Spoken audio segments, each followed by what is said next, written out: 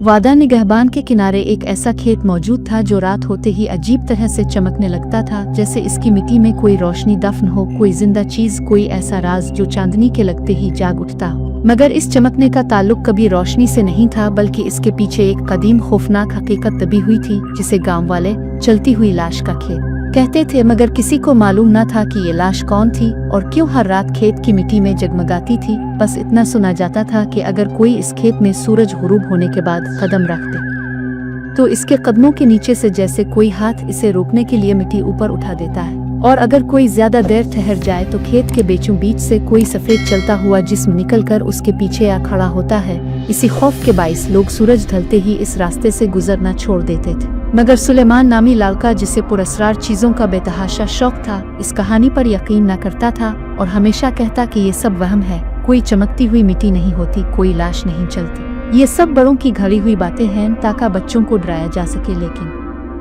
एक रात जब हुआ गैर मामूली हद तक खामोश थी और पूरा गांव सोता हुआ लग रहा था, सुलेमान ने फैसला किया कि वो आज इस खेत की हकीकत मालूम करेगा। इसने एक टार्च पकड़ी, जूते पहने और आहिस्ता से घर का दरवाजा खोलकर बाहर निकल गया। गांव की गलियां अंधेरे से भरी थीं, सिर्फ कहीं कहीं किसी खिड़की से मध्यम पीली रोशनी झांकती थी। मगर जैसे जैसे वो खेत के करीब पहुंचता गया, खामोशी गहरी होती गई, ऐसी खामोशी जिसमें इसके अपने कदमों की आवाज भी डूब जाती थी। जब वो खेत के बिल्कुल किनारे पहुंचा तो इसे पहला झटका इस वक्त लगा जब इसने देखा कि खेत वाकई चमक रहा था। मिट्टी के अंदर से किसी तरह की सफेद और नीली रोशनी धीरे धीरे बाहर आ रही थी, जैसे धड़कन हो, जैसे सांस हो, जैसे जमीन खुद जिंदा हो। सुलेमान हैरत में आगे बढ़ा और टॉर्च की रोशनी नीचे डाली तो इसे महसूस हुआ कि मिट्टी का रंग आम नहीं, बल्कि इस पर जैसे हाथों के निशान बने थे, बड़े बड़े हाथों के, जैसे कोई अंदर से बार बार ऊपर निकलने की कोशिश करता हो। इसने टॉर्च की रोशनी दाएं घुमाई तो अचानक एक जगह मिट्टी कुछ ज्यादा चमकी, जैसे किसी ने अंदर से इसे हिलाया हो। वो घबरा कर पीछे हटा, मगर तजस्सुस इससे ज्यादा मजबूत था। इसने सोचा शायद खेत में कोई रोशनी डालने वाला कीड़ा हो, मगर यहाँ कोई कीड़ा तक नहीं था।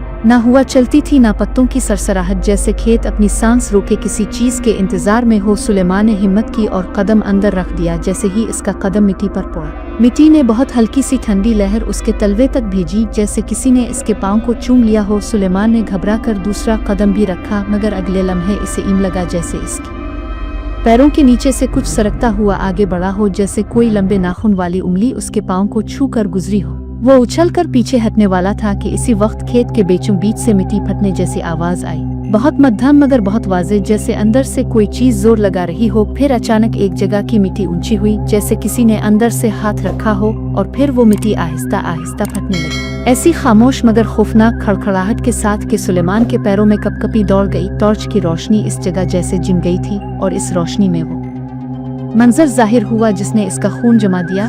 मिट्टी के अंदर से एक सफेद जिस्म ऊपर उठ रहा था, चलता हुआ, मगर उसका चेहरा इंसान का नहीं था। इसकी खाल इतनी पुतली थी कि हड्डियां अंदर से चमक रही थीं। इसकी आंखों के खाली गड़े जैसे तारीकी को अंदर निगल रहे, और सबसे ज्यादा खौफनाक बात यह थी कि वो लाश चल रही थी, मगर उसके पांव जमीन को छू नहीं रहे थे। वो जमीन के चंद इंच ऊपर तीर रही थी, जैसे इसे मिट्टी धक्का दे रही हो, जैसे खेत इसे ऊपर ला रहा हो। सुलेमान पीछे हटा, मगर जैसे ही वो मुड़ा, इसने देखा कि जहां वो खड़ा था वहां मिट्टी हल रही थी, जैसे कोई अंदर से रेंग रहा हो। इसने भागने की कोशिश की, मगर खेत ने जैसे इसके पांव पकड़ लिए। वो फिसल कर गिर पड़ा और उसकी टॉर्च हाथ से छूटकर दूर जा गिरी। रोशनी घूमती हुई मिट्टी पर पड़ी, और इस रोशनी में इसे नजर आया कि सिर्फ एक लाश नहीं, बल्कि खेत भर में कई जगह मिट्टी ऊपर नीचे हो रही थी, जैसे बहुत सारे जिस्म अंदर रेंग रहे हों, जैसे बहुत से हाथ बाहर निकलने के लिए दीवारों को नोच रहे हों। फिर अचानक वो सफेद चलती हुई लाश इसके बिल्कुल सामने आ गई। इसका चेहरा अब वाज़ेह था,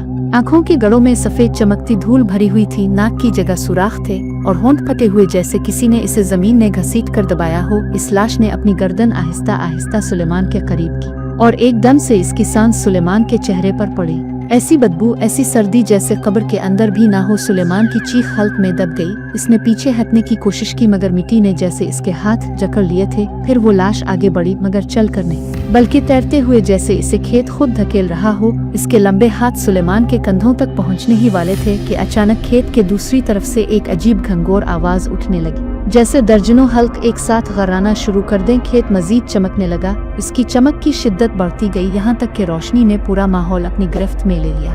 सुलेमान को लगा जैसे जमीन उसके नीचे सांस ले रही हो, इतनी जोर से कि इसका जिस्म हिलने लगा। फिर मिट्टी फटने लगी चारों तरफ और अंदर से कई और सफेद जिस्म उठने लगे। वो सब एक जैसे थे, दुबले हड्डी वाले, लंबे बाजू, फटे हुए चेहरों वाले, और सबकी आंखों के गड़ों में सफेद धूल की रोशनी जल रही थी। वो सब सुलेमान की तरफ बढ़ने लगे जैसे वो इसे कई साल से ढूंढ रहे हो। सुलेमान ने आखिरी बार जोर लगाकर अपने पांव खींचे और उठकर भाग पड़ा। वो खेत से बाहर निकलते ही जमीन से जैसे आजाद हो गया। इसने पीछे मुड़कर देखा तो वो सारी लाशें खेत के किनारे रुक गईं। जैसे वो बाहर नहीं मगर वो सब एक साथ उसकी तरफ देख रही थी। उनकी आंखों से सफेद रोशनी इस तक आ रही थी जैसे वो इसे याद रख रही हूँ। सुलेमान चीखता हुआ गांव की तरफ भागा मगर उसकी चीखें किसी ने ना सुने। घर पहुंचकर वो बेहोश हो गया। सुबह जब लोगों ने इसे देखा तो वो कांप रहा था। उसके कपड़ों पर मिट्टी के अंदर गिरे नाखूनों की खराशें थीं और उसकी जिल्द पर कई जगह नीले निशान थे जैसे किसी ने दबाया हो। इसने सबको खेत के बारे में बताया मगर किसी ने यकीन न किया।